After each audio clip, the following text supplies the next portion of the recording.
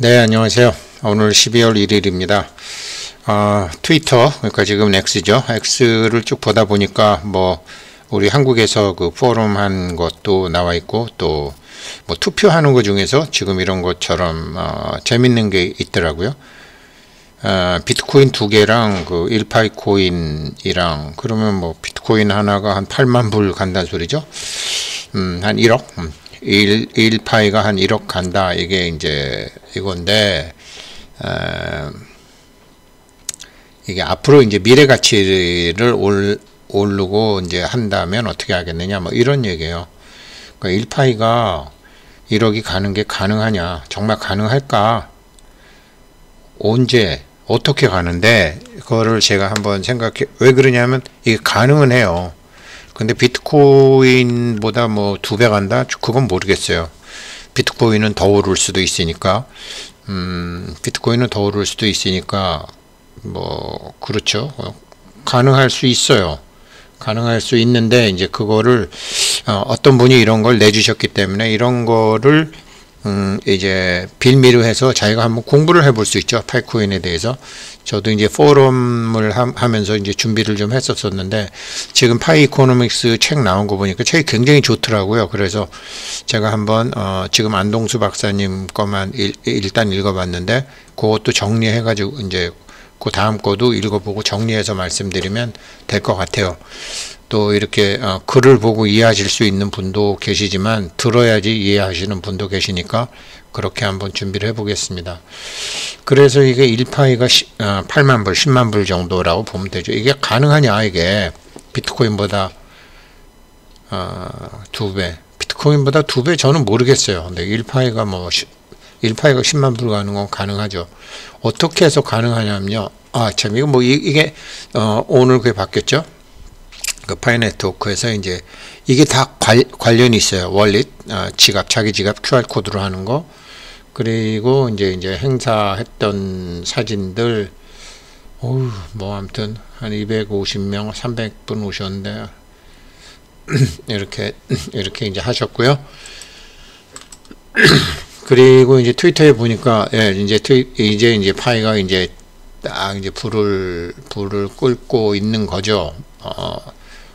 그리고 이게 좋은데요. 이제 이런 게 먼저 이걸 아셔야 되죠. 1파이가 10만 불 가려면 비트코인만큼 그렇게 지금의 비트코인에 대한 사람들의 열망처럼 그렇게 가지려면, 첫째, 그건 우리끼리 좋아해봐야 소용이 없잖아요. 각국 정부가 지금 막 다 암호화폐 두들겨 잡고 있는 판에, 각국 정부가 암호화폐를 싫어했었고 지금도 싫어하고 있는 이유 3가지를 아셔야 돼요.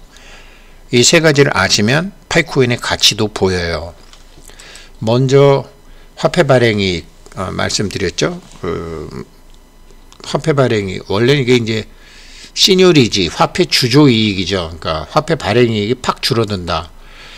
그러니까 정부에서 종이 한 장에다 인쇄해가지고 100불도 만들고, 종이 한 장에다 인쇄해서 이렇게 만들지만, 옛날에 이제 정부 발행, 그러니까 은화, 실제로 은은 10,000원어치 들어가는데 10만원짜리 은화를 하게 되면 9만원의 차익이 생기잖아요.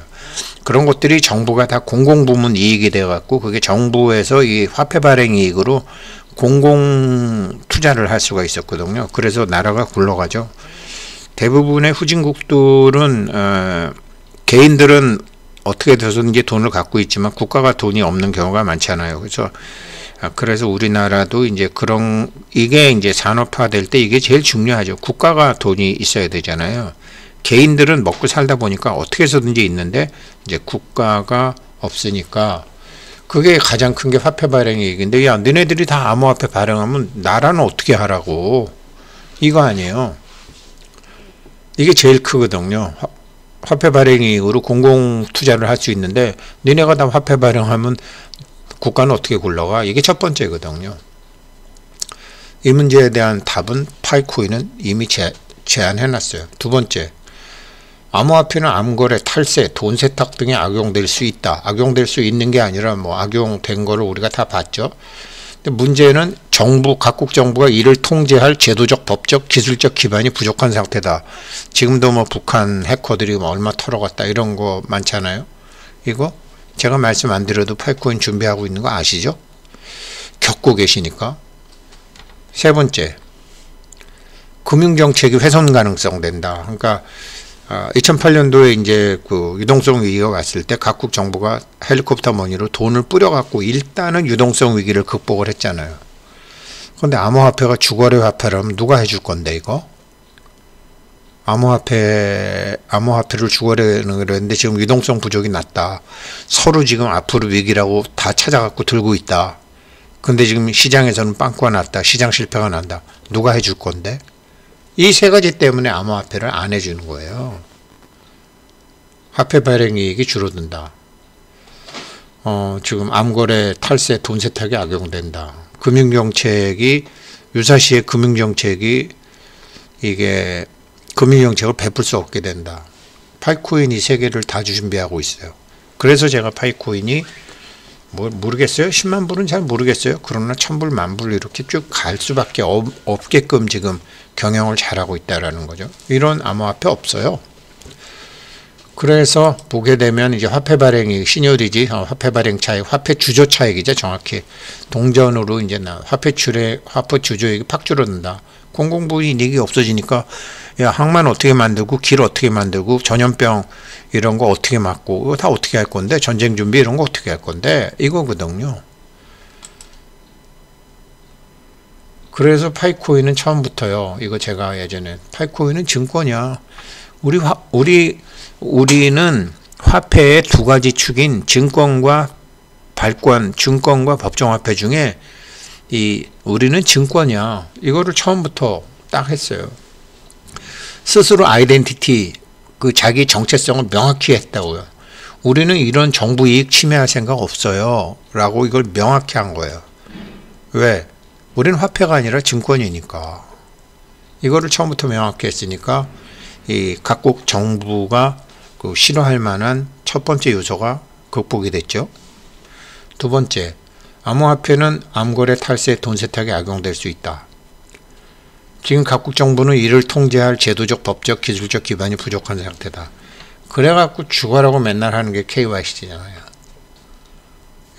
이것도 지금 KYC 이렇게 해서 계속 지금 아직도 KYC 하고 있잖아요. 이거 극복하려고 하는 거거든요. 이거 극복하려고. 그러니까 두 번째 허들도 극복했죠. 세 번째는 뭐냐? 금융정책 훼손 가능성. 이게 암호화폐가 주거래 화폐라면 유동성 위기가 왔을 때 어떻게 할 건데 파이는 이것도 준비했어요. 처음부터. 그래서 2대8의 법칙, 파레토 법칙을 했지만 2대8 중에서 65%와 15%를 분리했죠.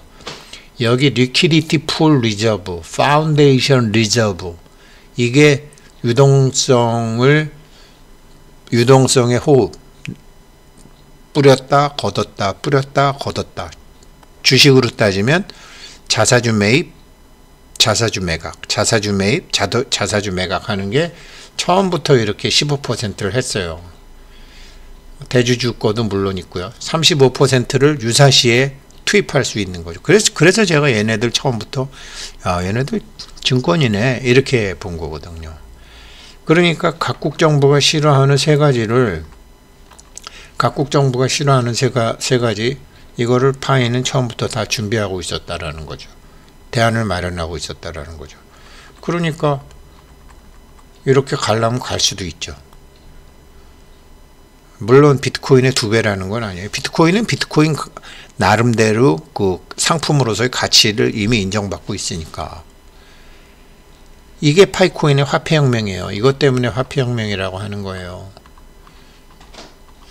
그래서 이제 보세요. 이렇게 유동성 풀로 다 준비하는데 각국 정부가 말하는 암호화폐가 인정받는 단 하나의 길이 지금 이제 결국은 암호화폐 불안지폐 아니냐. 근데 근거가 뭔데? 가치가 없잖아.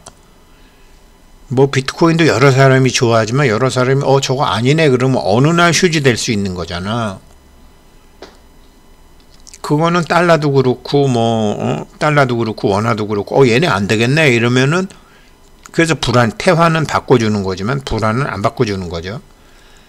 불안지폐 맞다. 그래, 저 비트코인이나 이런 암호화폐가 불안지폐인데 법정화폐도 불안지폐 맞다. 그러나 법정화폐는 공급 통제가 가능하고 실제 사용함으로써 그 가치가 계속 뒷받침된다.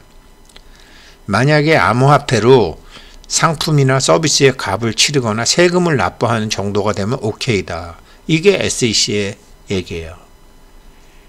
더 발전해서 암호화폐로 물건값 내고 어떤 용역 서비스 값 내고 세금을 납부하는 정도면 오케이다. 이거를 하고 있는 거예요. 그래서 최근에 파이가 계속 파이 커머스 로컬 이벤트. 이게 로컬에서 이게 전부 다 파이로 결제하고 파이로 뭐를 하고, 그래서 저도 100파이 강의 만드는 거 아니에요. 이게 돼야 되거든요. 상품과 서비스의 값을 치르는 거죠. 저는 이제 교육 서비스 값을 이걸 하는 거를 지금 해보는 거죠. 그리고 왜 파이 월릿을 왜 QR 코드를 해요? 상품이나 서비스 값을 치르게 하려고 준비를 다 하고 있는 거예요, 얘네들은. 그래서 파이코인이 비트코인보다 2배 오른다라는 소리는 못하지만 비트코인이 갔던 길을 얘네도 갈 수 있다라고 생각하는 거죠. 겸손하게 어제 1000불이라 그래서 1000불, 만불, 10만불 가는 거죠. 지금 투표하고 있는 거는 거의 뭐 8만불, 10만불 하고 있는 거지만 이런 암호화폐예요.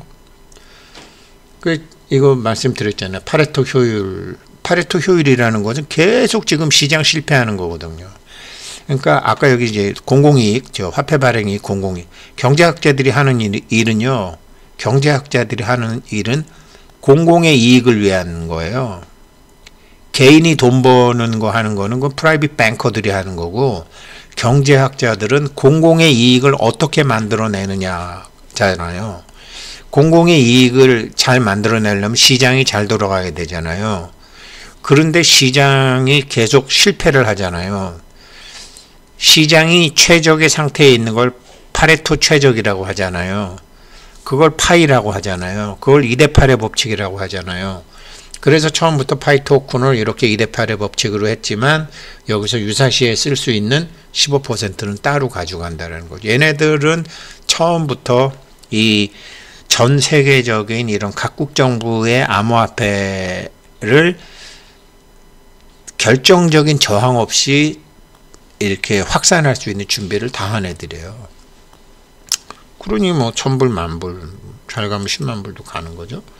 지금 그래서 뭐 트위터 보고 오늘 12월 1일에서 뭐 없나 그랬더니 이런 재밌는 게 나와서 말씀드렸습니다. 네, 감사합니다.